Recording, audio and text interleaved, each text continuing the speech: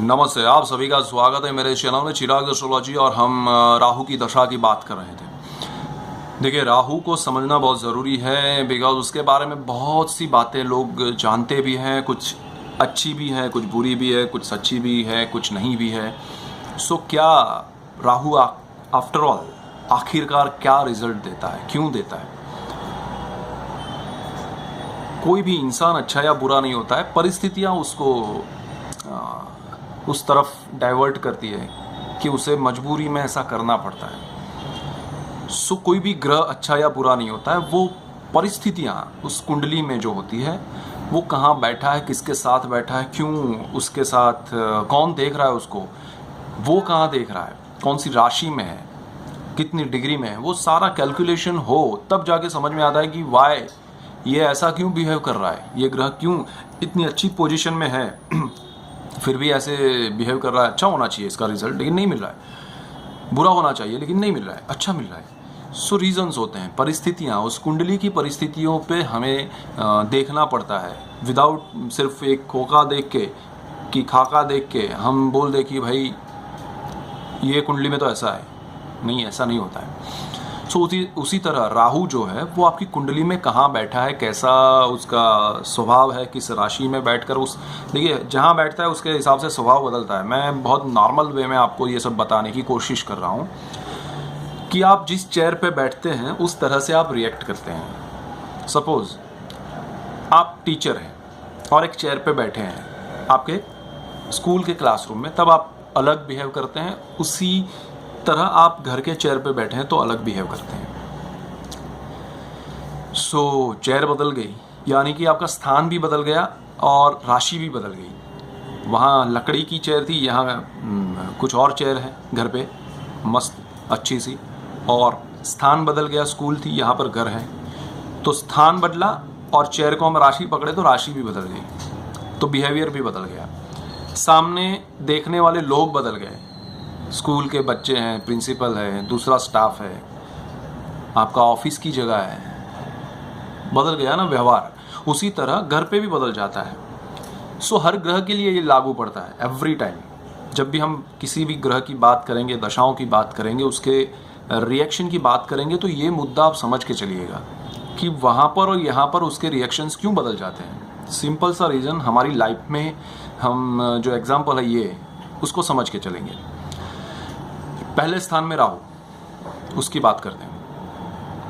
देखिए, पहला जो स्थान है वो इंसान का दिल जो होता है उसके ऊपर हावी करने के लिए जिसकी रचना ईश्वर ने की है वो है दिमाग। सो लोग दिमाग से ज़्यादा सोचते हैं, दिमाग को ज़्यादा इम्पोर्टेंस देते हैं, दिल वाले बहुत कम होते हैं। सो दिमाग जो है वो बहुत इम्पोर्टेंट है। और पहले स्थान में आपकी साइकी, आपकी सोच, आपका स्वभाव, आपका बिहेवियर, दूसरों के साथ आपका मिलना जुलना, आपकी बातें करना, आपका एक्शन रिएक्शन जो भी है वो इस स्थान से पता चलता है। आपका नेचर, बेसिक नेचर यहाँ से पकड़ा जाता है।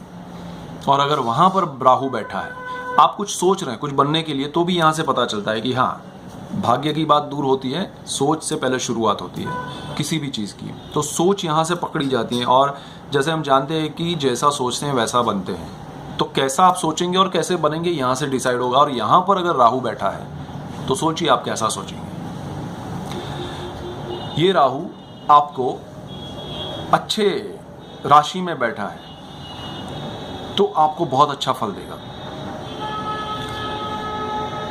आपको ये राहु ऐसी सोच देता है जो एक साइंटिस्ट को हो, जो सोच एक डॉक्टर की हो, जो सोच एक, कहने का मतलब ये है कि साइंटिस्ट यानी ये नहीं कि जो साइंस पढ़े हैं, डॉक्टर यानी ये नहीं कि जो मेडिकल लाइन से जुड़े हुए हैं, डॉक्टर यानी और साइंटिस्ट यानी कि वो किसी भी फील्ड में साइंटिस्ट हो सकते हैं, वो किसी भी फील्ड में डॉक्टर हो सकते हैं। राहु के साथ क्या कॉम्बिनेशन है दशाओं में और ग्रहों का कुंडली में, वो किसके साथ बैठा है, कहाँ कौन देख रहा है। तो लेकिन सोच ये रहती है, इनोवेटिव जो आइडियाज़ होते हैं आपकी सोच में, नई चीज़ें दुनिया भर की ढूंढना और उसमें से कुछ बनाना, क्रिएट करना, वो सोच आपको ये राहु देता है, पहले स्थान का राहु।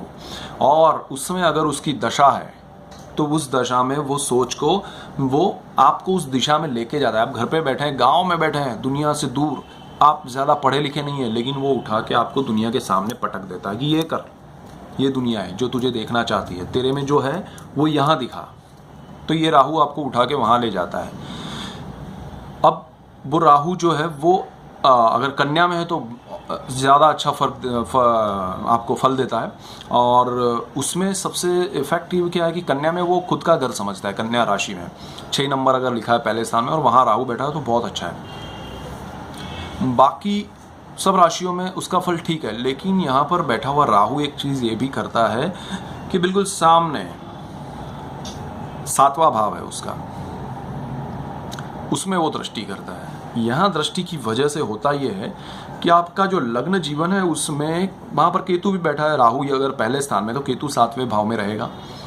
केतु एक तो सब चीज़ें निचोड़ लेता है और प्लस वहाँ पर राहु की दृष्टि है। सो वो चाहता है कि आप दुनियादारी से, जहाँ मैरिज लाइफ है, पार्टनरशिप है, वहाँ से आप दूर रहो। आप किसी से पार्टनरशिप मत करो, खुद करो, जो करना है आगे बढ़ो। मैं तुम्हारे साथ हूँ, लेकिन ये सब मैं नहीं चलने दूंगा, बस तुम्हें वहाँ पहुँचना है। आसान नहीं है ये, क्योंकि वो आपकी लाइफ से जुड़ा हुआ है, आपकी मैरिज लाइफ से जुड़ा हुआ है, आपके परिवार से जुड़ा हुआ है। वो अगर नेगेटिव कॉम्बिनेशन में होता है राहु के साथ, अगर वहाँ पर कोई दूसरा ग्रह है जैसे कि मंगल है और नीच का है, मतलब कर्क राशि में है दोनों, तो बहुत नेगेटिव इफेक्ट पड़ते हैं। दूसरा कि वहाँ पर चंद्र है वृश्चिक का, राहु चंद्र पहले स्थान में, तो ज़्यादा नेगेटिव इफेक्ट। तो राहु जो है वो किसके साथ बैठा है, किस राशि में बैठा है, वो भी बहुत मायने रखता है पहले स्थान में। तो पहले स्थान के राहु वालों को अपनी कुंडली में ये देख के चलना है कि उसके साथ कॉम्बिनेशन कैसे ग्रह का है। मैं पॉजिटिव बात ये करना चाहता हूँ कि आप राहु के फील्ड को समझिए, वो किस किस एरिया में आपको ले जा सकता है और आपका इंटरेस्ट किस एरिया में है, उसको पकड़ के आप उस एरिया में आगे बढ़िए। राहु आपको सपोर्ट करेगा, उसके अलावा जहां आप जाएंगे वहां वो आपको डिस्ट्रॉय करेगा। तो राहु के हिसाब से पहले स्थान वालों को उस एरिया में जाना है और जो दूसरे ग्रह उसके कॉम्बिनेशन में, उनके फील्ड और राहु, उनको पकड़िए। राहु की दशा और उस ग्रह की अंतर्दशा, उस ग्रह की दशा और राहु की अंतर्दशा, उसको पकड़ के आप उस फील्ड में जाने की कोशिश कीजिए। राहु आपको सपोर्ट करेगा। राहु यानी ब्रह्म है, छाया है, तो वो आप उस फील्ड को पकड़िए जहाँ ब्रह्म क्रिएट होते हैं, जैसे कि थिएटर की दुनिया है, फिल्मों की दुनिया है।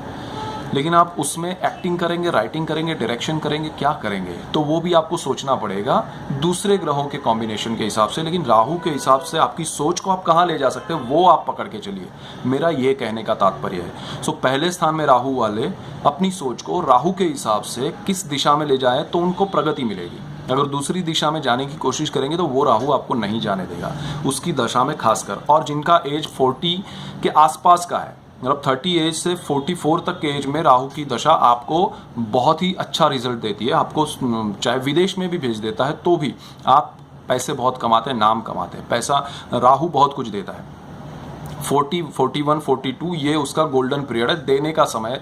तो पहले स्थान वालों को अगर ये एज में आ रहा है राहु की दशा तो बहुत अच्छा है। सो ये है, और उसकी ब्रांच क्या है वो आप पकड़ के चलिए, आपके लिए बहुत अच्छा होगा। So this is it, first house Rahu. अभी सेकंड हाउस के बारे में नेक्स्ट वीडियो में बात करेंगे। Thank you for watching Chirag astrology, keep watching, thank you.